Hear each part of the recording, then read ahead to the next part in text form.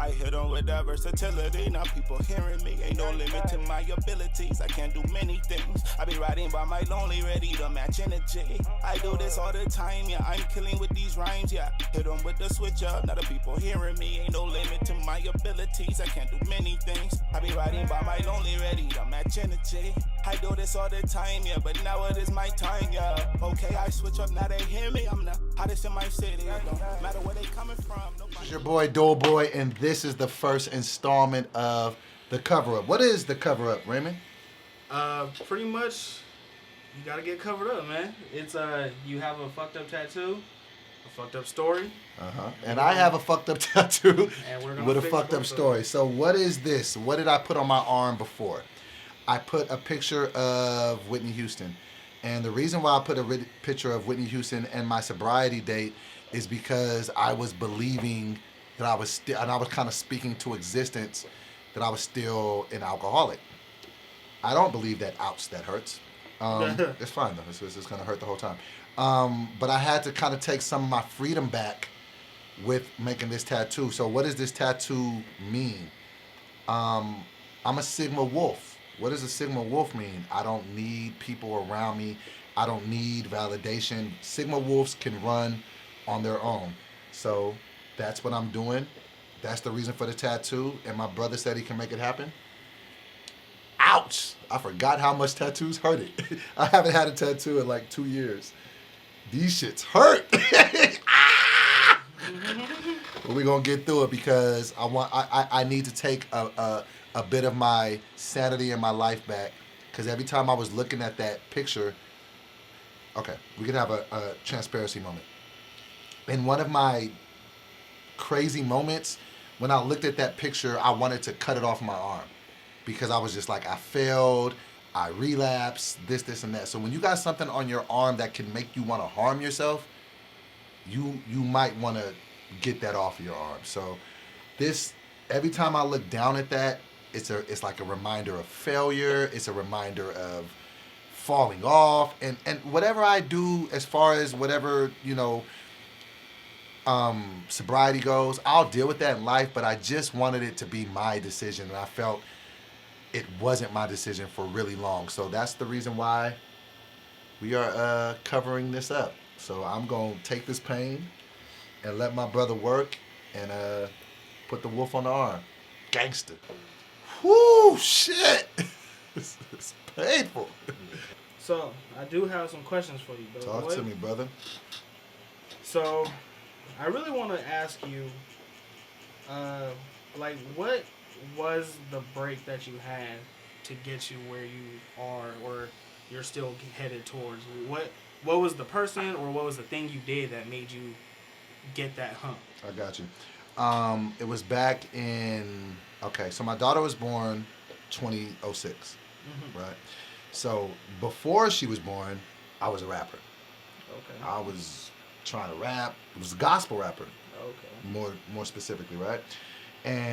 But at the time, like this was a different world we lived in 2006, right? Yeah. The internet wasn't what it was. Social media hadn't popped. YouTube hadn't really popped.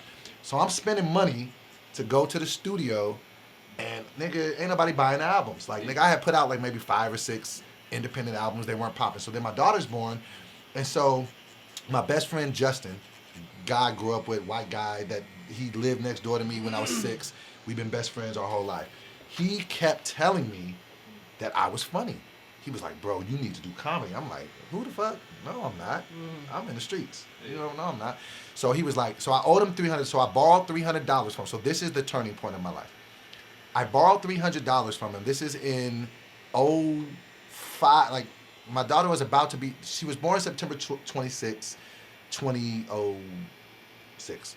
And so I had borrowed some money from him to like buy Christmas gifts for her first Christmas, even though she was only 3 months. Like, she wouldn't have known shit. And so I owed him $300. And so he said, it was the top of the year. It was January 2006. And he was like, forget that $300 you owe me. If you go do this open mic at Laughs Unlimited, you ain't got to pay me back. So I'm like, nigga, Right. say less. Right. Nigga, it's lit. And plus, I always did kind of want to do stand-up. Like that was the only connector with me and my dad. Like me and my dad have always had a terrible relationship, but the one thing that we did have in common, we would watch Def Comedy Jam, and he would laugh, and I'd be like, oh man, like, you know, this can be our way to bond and connect. So I said, okay, I'll do it. So I go and I do the 5 minutes. People laugh. I'm like, oh, okay. I meet BT Kingsley at the time. You might see it. If you guys have seen that Sprite commercial, there's a Sprite commercial with a black dude. He's the black dude on the commercial. But anyway, he's like, okay, but that's BT Kingsley. So he meets me at that point. He's like, bro, you're funny. You got something, da-da-da. So I'm like, really? Okay, cool. So then he kind of takes me under his wing. Then I start doing comedy. 3 weeks later, I do a comedy competition, and I win $1,500. And I'm like, and I beat BT in that. Sorry, BT, but you know I beat your ass and DC Urban. But it was because I had a song though, so it was like music was always a connector for me. In my shit, right? And so then there was this TV station, My 58, out there, right? And so they were looking for a new host, and so they had like a competition. It was like a 12-week thing. So I go out, I audition for that, and then I end up winning that. And so now I'm a TV personality. This all happens in like 6 months. I win $1,500. I'm on TV. I'm like, this much must be the thing. So then I start telling everybody, hey, I'm going to move out to LA and I'm going to pursue this thing. Because I'm one of those people, I jump in the deep end. So that's how I've always lived my life. So then we're in 2009. I feel like I'm decently funny. Yeah. I'm going to LA. I fuck this job, fuck all this other shit, because I knew my daughter would grow up one day and that I would have to look her in her face and be like, yo, daddy at least tried. Yeah. And that's the reason why I came to LA. I didn't know for sure if it was going to work. And I was okay with it not working. As long as I could go back and look her in the face and say, I tried. Like, I at least gave it my level best effort. Right. So then that was the moment. So I know that I just was all over the place with that. But so it was my best friend challenging me and not making me pay him back that $300 that made me do comedy. Yeah. And then once I kind of got decent at it, I said, okay, I'm going out there. Yeah. Did you ever pay him back? Never paid him back. To this day. I learned how to rap from a white dude named Gabe. His name was Gabe. Him and his sister Jessica, they used to just smoke weed. And I was like 10 years old, and I would come over there, and they'd be like, rap about that, Tony. Rap about that. And they would just like point stuff out. And so then years later, at my Wild 'N Out audition, that skill books me the biggest gig of my life, which changes my life. That's what I'm saying. Life is just so crazy with the things that you will pick up. Because nobody would probably believe me if I told them a white dude named Gabe taught me how to rap. Right. Yeah. Taught me how to freestyle. But he did. And that little skill, 20 years later, changed my life. When it comes to, because you have weight with your name. Whether you want to believe it or not, people know who you are and all that good stuff. Mm-hmm. So when it comes to deciding who you're going to do business with, as far as like tattooing or who you get your haircut done by and, stuff like that, how do you go about deciding, like, okay, I could work with this person because I don't feel, you know what I mean? Like, absolutely. No, I get you. Everyone's looking out for the get up, the level up. Yeah, so. I'm like I was telling, what's your name again, bro? Jamie. Like I was telling Jamie, he's a guy off camera. I'm all about vibes, man. Like I'm really just big on energy, whether it's me dating a chick, whether it's me doing business with people, whether it's anything. Because if I feel like you have bad intentions towards me, it's better for me to just stay away from you. Right. So I'm really big on energy if it feels right. And I'm a pretty good, at least I would like to think, I'm a pretty good judge of character because I've been around so many different type of people. I've been around gangsters. I've been around, white people with money. I've been around, like, you know what I'm saying? I've been around a lot of different people, so I can move in a room full of vultures. You know what I'm saying? Right. I can see it fast. Like, if it's some lame shit coming out of you, I'm gonna see it before you say it. So I really would think it's probably just the biggest thing for me is if the vibe is right and if it makes sense. Because no matter what I do, I've been broke, but I've never been poor. Right. You know what I'm saying? Poor is a mind state. You see what I'm saying? Like, so I don't think like that. So I don't ever have to do nothing for no money. Even if my money ain't the best situation, I know that I'm talented enough and hardworking enough to figure it out. So I never have to do things because I need some money. So my biggest thing always is it a good vibe? Like even when I met you, like even the fact that you showed up to my show the other day, like you know what I'm saying? You showed support. Right. You know what I'm saying? You pulled up, you and your lady, you know what I'm saying? You know what I'm saying? Had a good time. I fuck with that. Like even when I seen you, was like, yo, dope, great show. I appreciate that because you could have done anything with your time. That's the biggest thing I try to tell people is that our most valuable necessity is time. Definitely. Because I know how to make money. I don't know how to make time. You see what I'm saying? So if you give, like even you're spending your time right now with me. So I appreciate that. So, you know what I'm saying? Like that's one of the biggest things that I just look for. I hope I answered the question right. But yeah. You know, it's gotta be a vibe.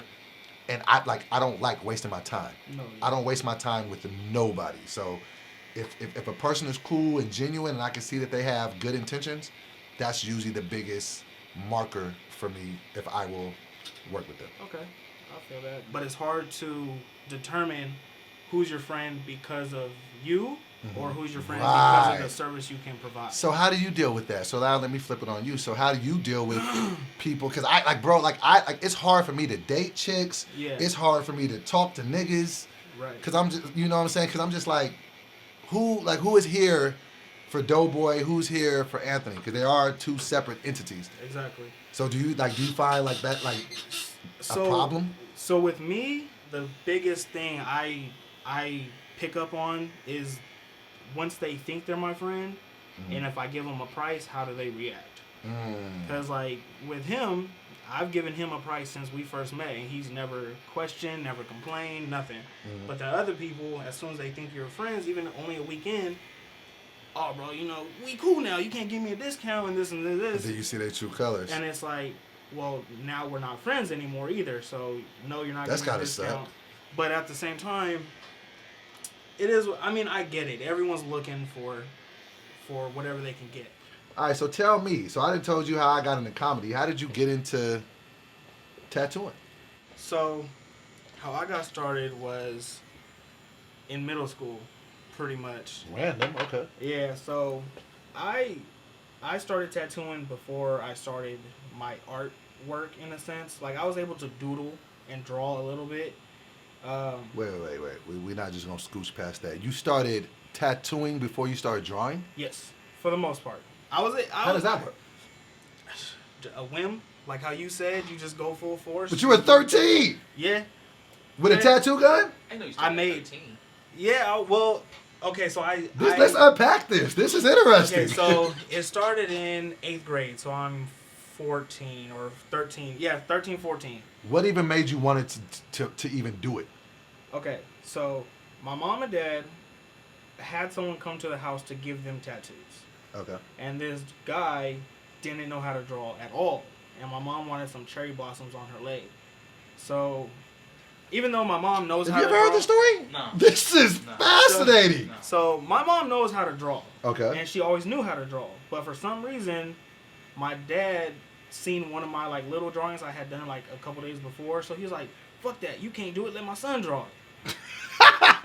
So I want to meet your dad. That's good. So, you can't do it. Let my little nigga do it.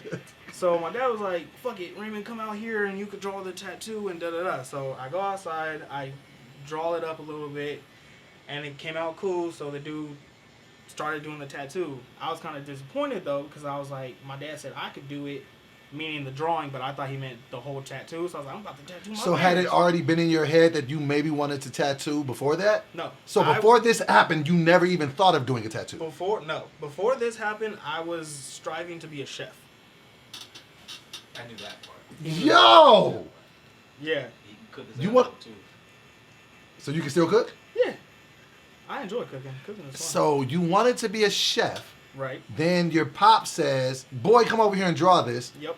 And because of how young boys want to be in the affection of their fathers, this changed your life. Yeah. the most part. Fascinating young man. So that happened, and then after that, I just became completely engulfed with it. So I started making my own machines. I would take apart like VCRs, build machines, and I started tattooing myself a little bit. None of those are on me anymore. They're either covered up or faded too bad. Wait, stop. We're not going to keep scooching past even know that. genius I moments. didn't know that. You took apart a VCR to make a How? What told you to do that? Research. I What guess? told you a VCR will give you a tattoo gun? Motors? I don't know. I used No, to take away- I'm complimenting you because that is yeah. amazing. It's hard to explain because I've always thought very weird as a kid or differently as a kid. Mhm. So, like I said, I wanted to be a chef when I was up until I was 8 years old, or from 8 years old up until 12 years old. I wanted to be a chef. So every year for my birthday, don't give me nothing if it's not to cook with. So birthdays, holidays, cooking stuff. And then go from there. But I used to always like tamper with stuff, take apart radios and all that stuff. So I figured, motors, it could do that. Make needles out of paper clips, make ink out of smoke and like burnt stuff. You can make ink out of smoke? So how you do that is you could burn plastic and catch it with glass or a mirror, the smoke, because you know how plastic burns black. You hear this? Am I the only person that's kind of floored by this? He did tell me this. Yeah, he did. Yeah. You know you're low-key a genius, right? He did talented. No, for your mind to be able to process, I can get this out of that. How do you look at something and say, I can get ink and stuff out of, that's, like, and I'm one of those people that I very rarely, like, I think that I'm talented and I'm dope, but when I hear stuff like this, I'm like, wait, what? I call him a talented homie. No, he's a genius. Like, that's different, bro. Take your flowers. Like, I know I can get on a stage and tell some jokes, but nigga, for you to be able to look at a VCR and be like, I can get tattoo parts, that's different. It's a mix of. Okay, so keep going. I don't want to Yeah. take away from your. No, your you're moment. good. Okay. So the ink again, you burn the plastic, catch it with a mirror or glass with something hard, and then you could scrape off the black soot in a sense, and mix it with either baby oil or water. Baby oil is usually better, makes it thicker, and then you could tattoo with that. But who taught you that? Or you just figured it out? It was a little bit of figuring it out and doing a lot of just like random questions about people that tattooed in jail and stuff like that, Uh-huh. and just going from there, and just simple knowledge of electronics and stuff. That's a Here and fire. there. That's crazy. It's hard to explain without trying to sound too good, but yeah, this is a little bit of everything. But yeah, so I would make my own machines. I would make needles and inks, and then I would tattoo myself. So tell me about the first tattoo you made for yourself. It was a cross on my ankle.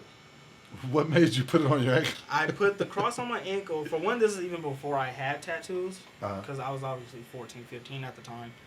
But my grandpa, he had a little cross on his ankle that he said he did himself when he was in the army. So I was like, to make something for me and my grandpa, I'll do a cross on my ankle. Wow. So, did it come out okay? no, not at all. Absolutely not. No, it was okay the first day, and then literally after that, it was just completely gone. I don't even know where it went. So, Have you ever messed up a tattoo? all the time. Do people get upset? They sometimes do, but I have the gift of gab, so I know how to talk my way out of some shit. What's the worst tattoo you messed up? It's always writing. I misspell a word.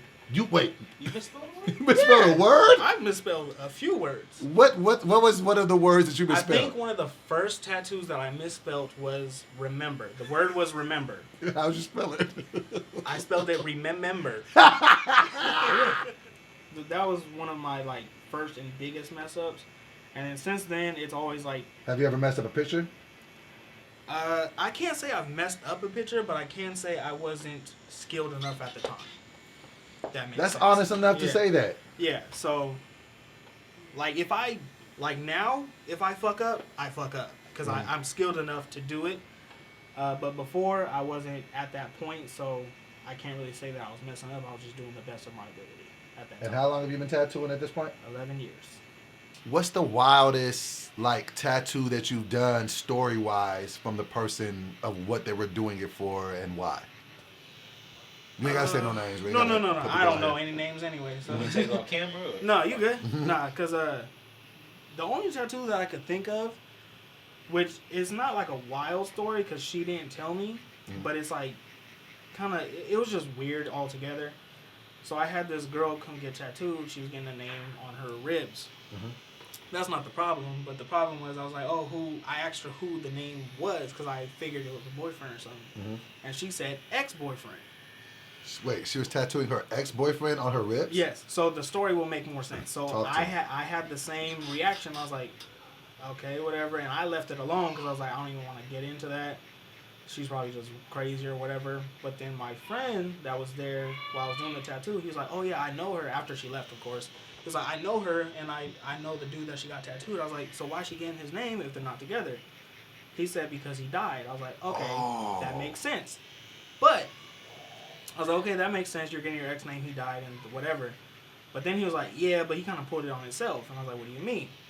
He said, because the guy that died set up somebody else, but that somebody else got him first. Like with the setup went through, but the guy pulled the trigger first. So I was like, okay, so the nigga deserved it. Like, you can't be mad. And she still tattooed him? Was it like a big picture? No, it was just a name. It was just his name. Wow. But I was